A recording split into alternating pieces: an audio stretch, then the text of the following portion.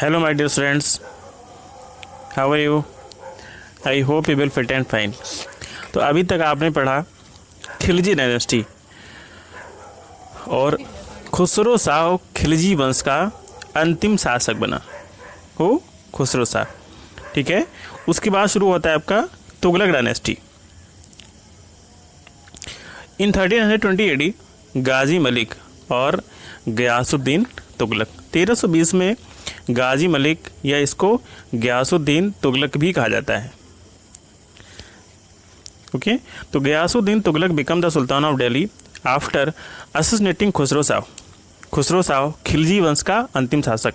तो कई बार आपको ये भी क्वेश्चन आता है who was the last ruler of Khilji dynasty. तो कौन था? Khusro Shah. Khusro Shah was the last ruler of Khilji dynasty. तो खुसरो शाह की हत्या करके गयासुद्दीन तुगलक, इसने तुगलक वंश की स्थापना की। मीन्स इसको तुगलक वंश का फाउंडर भी कहा जाता है।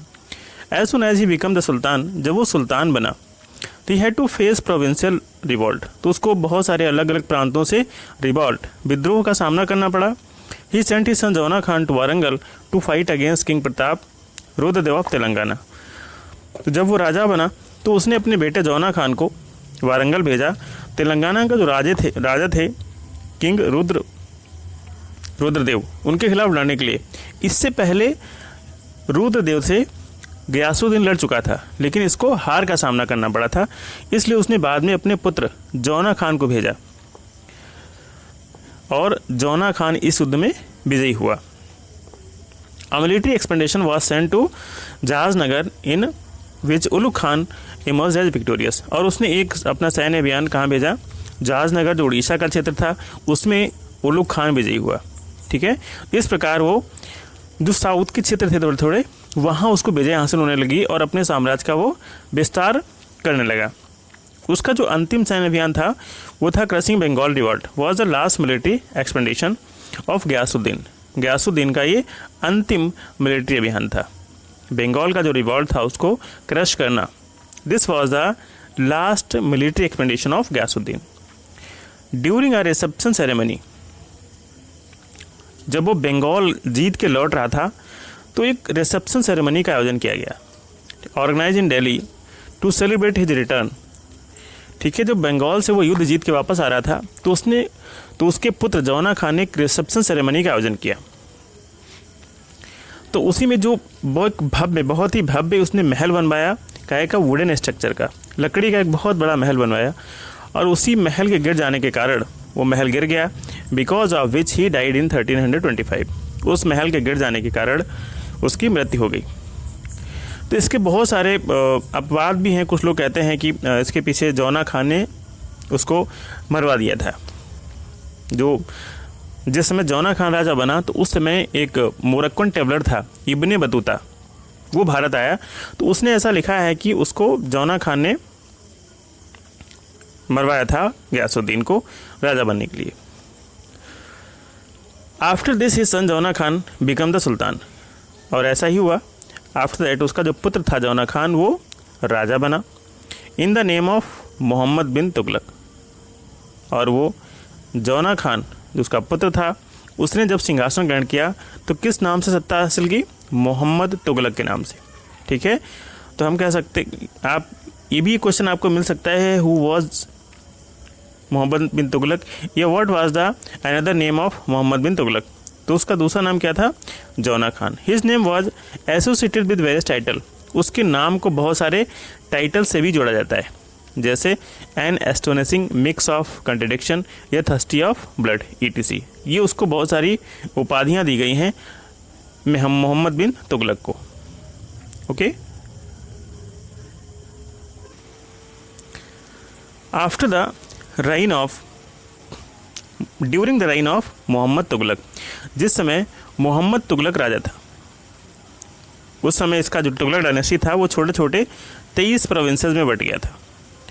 Ziauddin Barani mention 5 major policies of the sultan. इसकी जो मुख्य 5 पॉलिसीज थी, नीतियाँ थी, वो कौन कौन सी थी? Tax increase in Doab, making Devagiri as a capital, circulation of token currency, attack on Khurasan and expedition towards Karachi. ये इसकी 5 पॉलिसियाँ थी, 5 नीतियाँ थी, और ये सारी की सारी असफल रहीं। इसीलिए इसको कुछ लोग मैड किंग या वाइस फूल भी कहते हैं। ओके, और ऐसा भी कुछ इतिहासकार कहते हैं कि उस समय का सबसे शिक्षित और विद्वान योग्य शासक था। अब चूंकि ये कुछ ऐसी स्कीम लाता था जो बहुत आगे 100 to 100 ईयर आगे तक उसमें बेनिफिट था, बट प्रेजेंट टाइम के लिए मीन्स जिस समय उनको लागू करता था उस समय इसके डिमेरिट्स हो जाते थे, मीन्स उसका नुकसान हो जाता था। इसलिए इसको सनकी शासक या क्रूर शासक भी कुछ लोग कहते थे। सुल्तान रिटेन्ड हिज कैपिटल देवगिरी। सुल्तान ने देवगिरी को अपनी कैपिटल रिटेन रखा। 1327 AD to 1335 and renamed is Daulatabad, और इसका नाम दौलताबाद। मीन्स यूँ कह सकते हैं ये जो राजधानी है वो दिल्ली से दौलताबाद ले गया। ठीक है, तो उसके बाद इसको बहुत सारे इसके डिमेरिट्स हुए। इसके पीछे बहुत सारे इतिहासकार हिस्टोरियन हैं, वो कहते हैं कि इसने अपनी कैपिटल दिल्ली से दौलताबाद क्यों शिफ्ट की। तो कुछ लोग ऐसा मानते हैं, वो ऐसा सोचता था मोहम्मद बिन तुगलक कि दौलताबाद से जो हमारा साउथ का पार्ट है दक्षिण भारत का, उसको आसानी से नियंत्रित कर लेंगे। इसलिए उसने अपनी कैपिटल पूरी पब्लिक, जो भी पब्लिक थी उसके राजा मंत्री सबके साथ पूरी दौलताबाद शिफ्ट कर ली। फिर वहाँ जाके उसको कुछ असहज महसूस हुआ, उसके बाद फिर से वापस वो दिल्ली आया। तो ये भी एक जो इसकी स्कीम थी, पॉलिसी थी, ये भी अनसक्सेस हुई।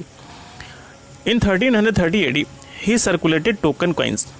उसने 1330 AD में टोकन करेंसी चलाई, made of mixture of copper and bell metal, जो किससे बनी होती थी, कॉपर एंड बेल मेटल से बनी होती थी। People started making force currency, तो जो उसने करेंसी सर्कुलेशन में लाई, जल्दी ही जो लोग थे उन्होंने उसकी नकली करेंसी बनानी शुरू कर दी। Therefore token currency had to be discontinued, इसीलिए उसको टोकन करेंसी को बंद करना पड़ा। Moroccan traveller Ibn Battuta visited India in around 1333 AD, और जिस समय मोहम्मद तुगलक राजा हुआ करता था उसी समय मोरक्कन जो यात्री था मोरक्को का, इब्ने बतूता, वो भारत आया 1333 AD में। तो ये भी आपका क्वेश्चन बन जाता है कि in whose reign Ibn Battuta visited India. तो आप लिख सकते हैं जब इब्ने बतूता भारत आया तो भारत का उस समय तुगलक वंश का राजा हुआ करता था मोहम्मद बिन तुगलक। ठीक है, और ये भी क्वेश्चन आता है कब आया, या इब्ने बतूता किस देश का रहने वाला था, तो मोरक्को का। ठीक है, sultan appointed him as the qazi of Delhi, सुल्तान ने उसे दिल्ली का काजी नियुक्त कर दिया। And he sent him to China as his ambassador in 1342 AD, और उन्होंने मोहम्मद बिन तुगलक ने इब्ने बतूता को चाइना में राजदूत बना के भेजा। Mohammad Tughlaq died in 1351 AD, और मोहम्मद बिन तुगलक की मृत्यु 1351 ईस्वी में हो गई। तो इस पैराग्राफ से भी आपको कई सारे क्वेश्चन बन जाते हैं, जैसे मोहम्मद बिन तुगलक ने अपनी राजधानी को दिल्ली से कहाँ शिफ्ट किया, तो आप लिख सकते हैं दौलताबाद में। ठीक है, टोकन करेंसी उसने कब चलाई, या हु सर्कुलेटेड टोकन करेंसी, तो मोहम्मद बिन तुगलक ने टोकन करेंसी चलाई व्हेन 1330 AD। ठीक है, मोरक्कन ट्रैवलर किसके राइन में भारत आया, तो मोहम्मद बिन तुगलक के शासनकाल में। ठीक है, तो ये कई सारे क्वेश्चन आपको इस पैराग्राफ से भी बन जाते हैं। आप इनको अपनी नोटबुक में नोट कर लें, ये खुद से लर्न कर लें, समझ लें इनको। ओके, तो मोहम्मद बिन तुगलक के बाद उसका जो कजिन हुआ करता था Firoz Shah, in 1351 AD Mohammad Shah Tughlaq cousin Firoz Shah Tughlaq became the sultan. ठीक है, मोहम्मद बिन तुगलक का जो कजिन हुआ करता था फिरोज शाह तुगलक, को राजा बना।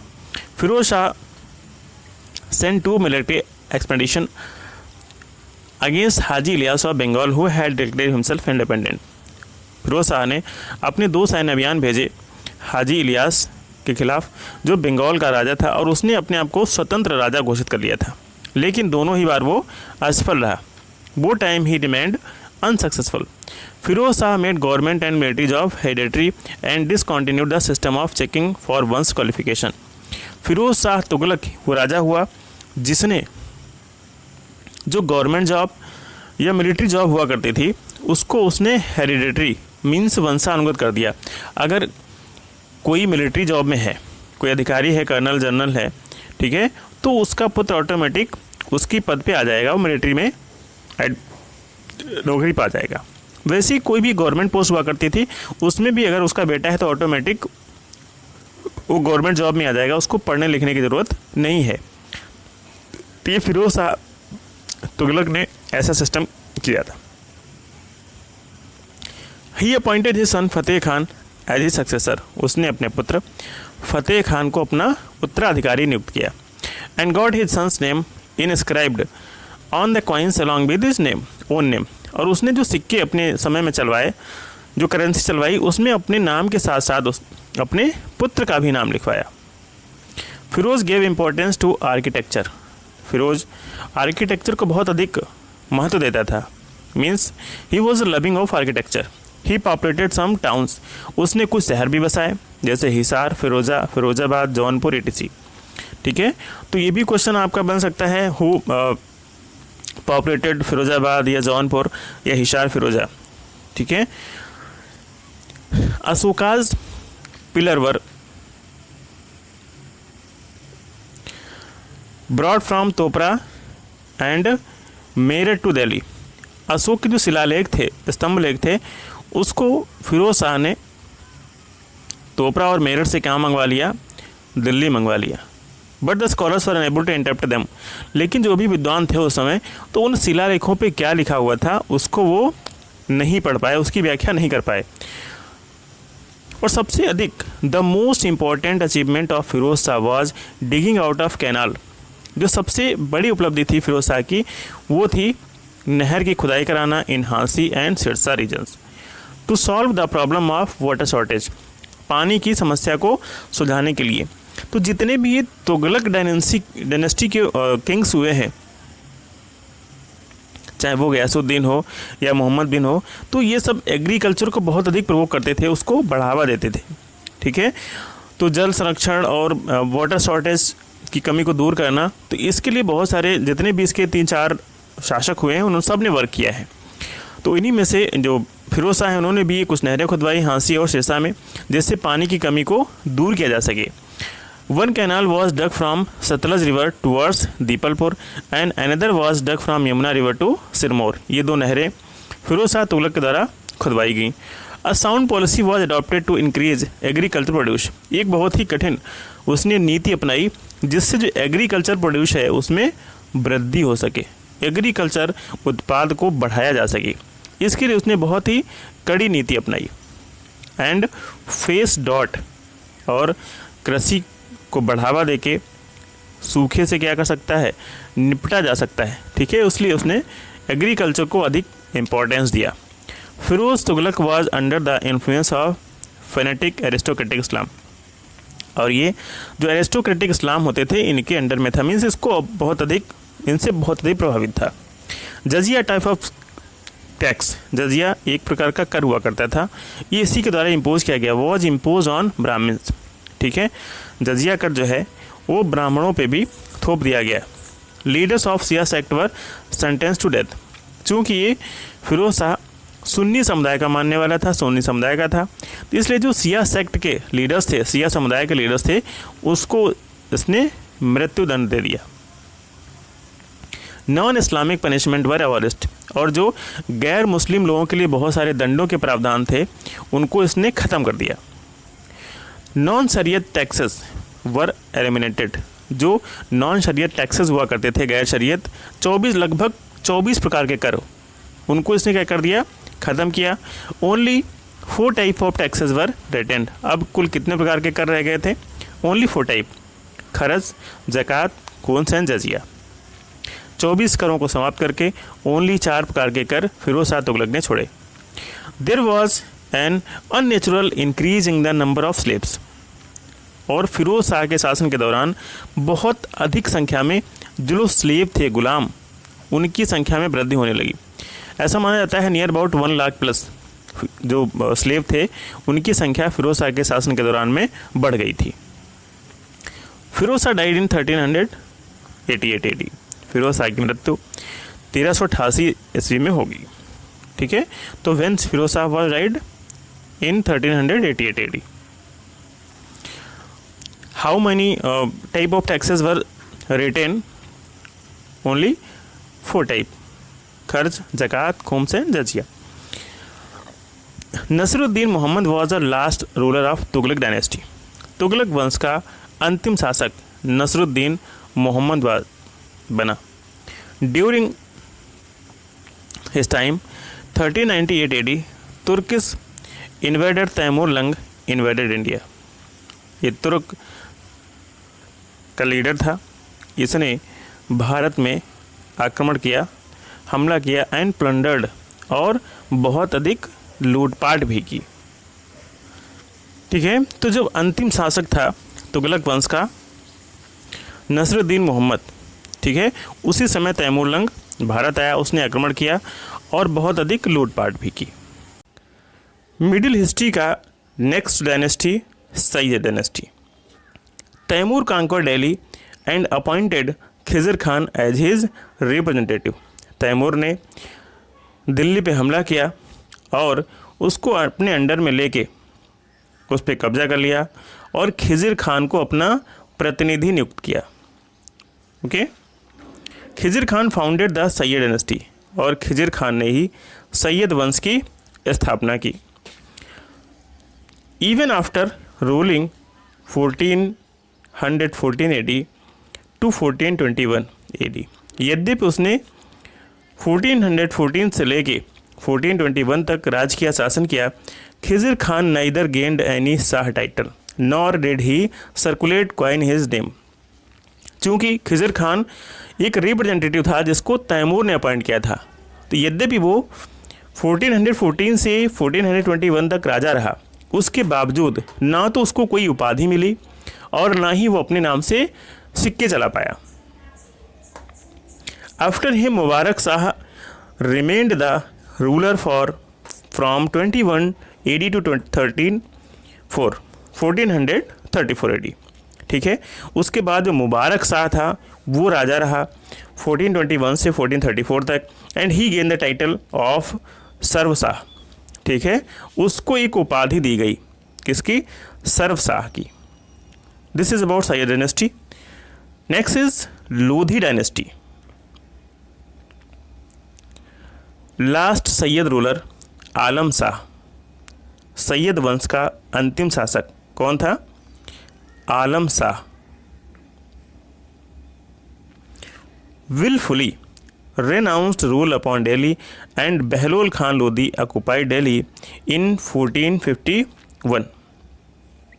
जो सैयद वंश का अंतिम शासक था आलम शाह, उसने अपनी इच्छा से, अपने मन से दिल्ली का जो शासन था वो छोड़ दिया। रेनाउंस्ड रूल अपॉन दिल्ली, ठीक है, दिल्ली का जो शासक था उसको छोड़ दिया अपनी इच्छा से ही। And Bahlol Khan Lodhi occupied Delhi in 1451, और 1451 में बहलोल खान राजा बना। For the first time after the Turks Afghan dynasty rule Delhi. तुर्कों के बाद पहली बार दिल्ली में अफगान वंश का शासन हुआ।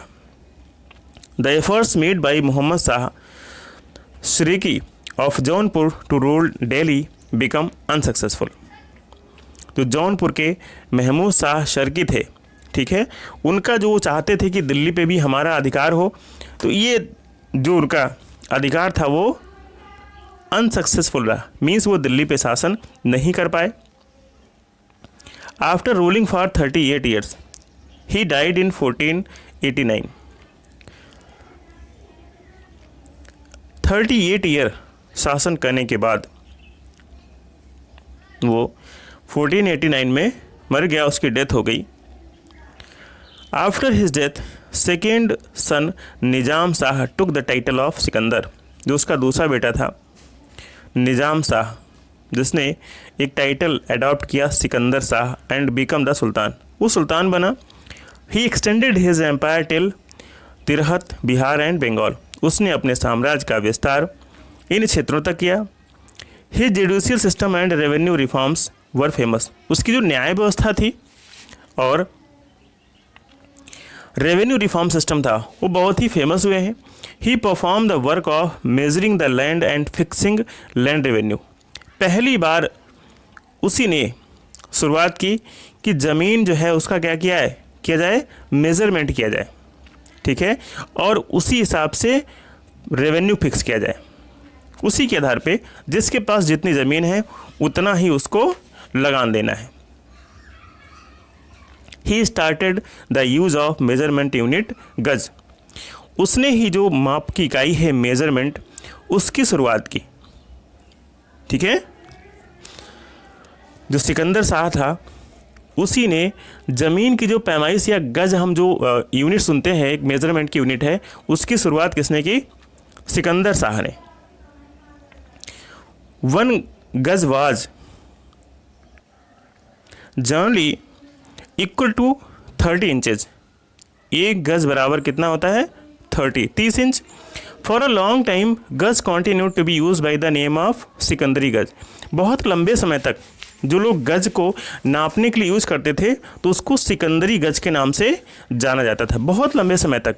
क्यों? क्योंकि इस गज की जो स्टार्टिंग है, मेजरमेंट की इकाई है, वो सिकंदर शाह ने शुरू की थी। In order to maintain his sovereignty over the rule of Etawah, Bayana, Kol, Gwalior and Dholpur, he built the town of Agra in 1504 AD। उसका जो शासन है, उसका जो राज है, वो कहाँ तक फैला रहे, जो ये क्षेत्र हैं आपके इटावा, बयाना, कोल, ग्वालियर एंड धौलपुर, ठीक है, इनको अपने शासकों के अधीन, मीन्स अपने अधीन रखने के लिए उसने क्या किया, 1504 AD में आगरा शहर का निर्माण कराया, यूँ कहें उसने आगरा शहर बसाया। किसने? सिकंदर शाह ने। His nickname was Gularu Khan, उसका जो उपनाम था वो गुलारू खान था।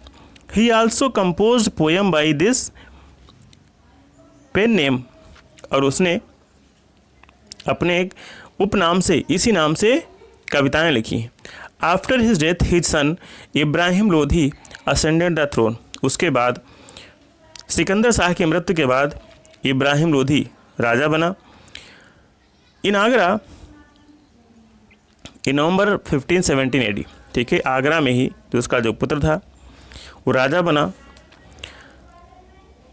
Lodhi was defeated in the battle which was fought between Ibrahim Lodhi and Rana Sanga, एक युद्ध हुआ राणा सांगा और इब्राहिम लोधी के बीच। इस युद्ध में राणा सांगा को विजय प्राप्त हुई, इब्राहिम लोधी हार गया। In the battle of Panipat in 1526 AD the sultan Ibrahim Lodhi was defeated by Babur, और पानीपत का युद्ध हुआ 1526 में, फर्स्ट जो बैटल हुआ पानीपत का, उसमें the sultan Ibrahim Lodhi was defeated by Babur, उसमें भी इब्राहिम लोधी को हार का सामना करना पड़ा बाबर के द्वारा। In history this battle is famous as the first battle of Panipat, इतिहास में ये युद्ध पानीपत के प्रथम युद्ध के नाम से भी जाना जाता है। This battle proved to be a landmarks in history and Mughal dynasty, इसी युद्ध ने भारत में मुगल डायनेस्टी की नींव डाली, मुगल डायनेस्टी की शुरुआत हुई पानीपत की पहली लड़ाई से ही। So this is all about Delhi Sultanat, ठीक है। इनका एडमिनिस्ट्रेशन कैसा था, प्रशासनिक व्यवस्थाएं कैसी थी, इसके बारे में अब हम जानेंगे। Sultan, the tradition of acquiring the title of sultan was started by Turkish ruler. सुल्तान जो टाइटल है उसको एडॉप्ट करना, उसको धारण करना, इसकी प्रथा किसने शुरू की? जो तुर्क रूलर हुआ करते थे उन्होंने शुरू की। Mohammad Ghaznavi was the first ruler to acquire the title of sultan. Mohammad Ghaznavi पहला शासक हुआ है जिसने सुल्तान नाम की उपाधि धारण की। पहला शासक। Who was the first ruler who adopt the title of sultan? Who? Mohammad Ghaznavi. ठीक है, आपके छोटे छोटे जो आंसर्स हैं इनको आपको नोट कर लेना है, लिख लेना है। मोस्टली जो छोटे आंसर्स होते हैं वो ऐसे ही पूछे जाते हैं। ठीक है, तो फर्स्ट रूलर कौन था? मोहम्मद गजनवी, जिसने सुल्तान टाइटल अडॉप्ट किया। और ये प्रथा तुर्किश रूलर ने ही शुरू की। ठीक है, जो तुर्किश शासक थे उन्होंने ही सुल्तान टाइटल अडॉप्ट करने की शुरुआत की। The entire power of kingdom use to be in the hands of sultan. पूरे राज्य की, पूरे साम्राज्य की जो पावर होती थी, ताकत, वो किसके हाथों में होती थी? सुल्तान के हाथों में होती थी। He was the chief justice as well as the political and religious commander in the absolute terms. वो सभी दशाओं में क्या होता था? पूर्णतया न्यायाधीश, राजनीति और जो रिलीजियस टर्म्स होते हैं, ठीक है, उनका राजा होता था। It was accepted from the sultan that they adhere to the advice given by ulema section. सुल्तानों से ऐसी उम्मीद की जाती थी कि जो उलेमा सेक्शन है, उलेमा वर्ग है, उसकी वो राय माने, सलाह माने। नेक्स्ट इज आमिर्स, जिनको आप अरिस्टोक्रेट्स भी कहते हैं। The amirs use to influence the power of sultan. आमिर क्या करते थे? कोई भी सुल्तान बनता था उसकी पावर को इस्तेमाल करते थे।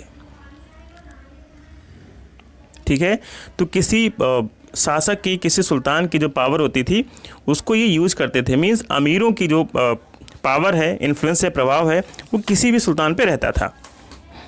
There were 2 section of these amirs. इन आमिर्स में कितने सेक्शन थे? 2 वर्ग थे, एक तो तुर्किश और एक नॉन तुर्किश। ठीक है, during the reign of Iltutmish, जिस समय इल्तुतमिश राजा हुआ करता था, a group of 40 amirs was called Chalgani. ऐसे ही एक 40 आमिर्स का ग्रुप हुआ करता था, इनको चैलगनी कहा जाता था।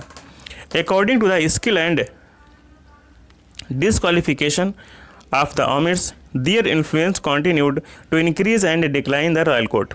उनकी योग्यता के आधार पे ही, ठीक है, जो शासन की योग्यता होती थी और उसकी योग्यता के हिसाब से ही जो राजा होता था, अगर वो योग्य है तो आमिर्स का इन्फ्लुएंस कम हो जाता था दरबार में, और अगर कोई शासक अयोग्य है, वो राज्य को चलाने में अक्षम है, तो इन्हीं जो आमिर्स होते थे, इनका जो पावर है, इन्फ्लुएंस है, वो दरबार में बढ़ जाता था। ठीक है, तो इनका जो इन्फ्लुएंस है वो इंक्रीज या डिक्रीज होता रहता था according to the power of ruler. शासक की ताकत के अनुसार इनका दरबार में जो पावर था वो कम या ज़्यादा होता रहता था। An organisation of central administration Naib Majlis e Khalwat use to function just like a council of minister. एक और केंद्रीय शासन व्यवस्था हुआ करती थी, कौन सी? मजलिस खलवत। ठीक है, और ये काम कैसे करती थी? Just like a council of minister, जैसे मंत्रिमंडल वर्क करता है ऐसे ही ये वर्क करती थी। इट्स 4 कंपोनेंट्स वर, इसके 4 घटक हुआ करते थे। कौन कौन से? अरिज ई मुमालिक, दीवानी ई इंसा एंड दीवाने ई रियासत वज़ीर। वज़ीर, अरिज ई मुमालिक, दीवानी इंशा एंड दीवानी रियासत, ये 4 इसके स्तंभ थे, पिलर्स थे। द ऑफिस ऑफ वज़ीर, वज़ीर का जो कार्यालय ऑफिस होता था उसे क्या कहा जाता था? दीवाने वजारत कहा जाता था। इसका मतलब क्या होता था? It can be regarded as the finance department, तो इसको वित्त विभाग कहा जाता था। Next one is Mustaufi, chief auditor. Mustaufi को क्या कहा जाता था? खजांची।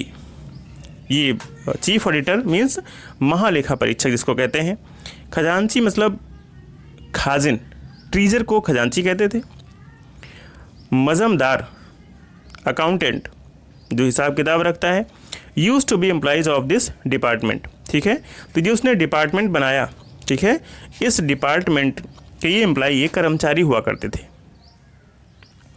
Jalaluddin Khilji establish a department named दीवाने वक्फ। जलालुद्दीन खिलजी ने दीवाने वक्फ विभाग की स्थापना की। And Alauddin establish a department named दीवाने मुस्तखर्ज। और अलाउद्दीन एक डिपार्टमेंट की स्थापना की जिसका नाम था Diwane Mustakharj. These came under the finance department. और ये जो उन्होंने नए डिपार्टमेंट बनाए, ये किसके तहत आते थे? ये फाइनेंस डिपार्टमेंट के तहत आते थे। Mohammad Tughlaq established Diwane Amiri Kohi to change land into agriculture land, change barren land into agriculture land. Okay, तो तुगलक ने एक नई विभाग की स्थापना की, इस्टेब्लिश किया। कौन सा? दीवाने आमिर कोही। इसके तहत वो क्या करता था, जो कृषि योग्य भूमि थी, ठीक है, बंजर भूमि या खाली, उसको एग्रीकल्चर भूमि बनाने के लिए he used to be the commander of the army, और वो आर्मी का कमांडर भी हुआ करता था। Diwane Insha was the responsible for the royal postal system. जो समय का पोस्टल सिस्टम हुआ करता था, पत्र व्यवहार या पत्राचार का सिस्टम हुआ करता था, ठीक है, इसकी जिम्मेदारी किसके पास थी? दीवाने इंसा के पास। द फंक्शन ऑफ दीवाने रियासत was like that of foreign minister. और जो दीवाने रियासत डिपार्टमेंट हुआ करता था, उसका कार्य वर्तमान समय में जो हमारा फॉरेन मिनिस्टर करता है, वही वर्ग दीवाने रियासत का हुआ करता था। Sadrus Sudur used to be the head of the religious department.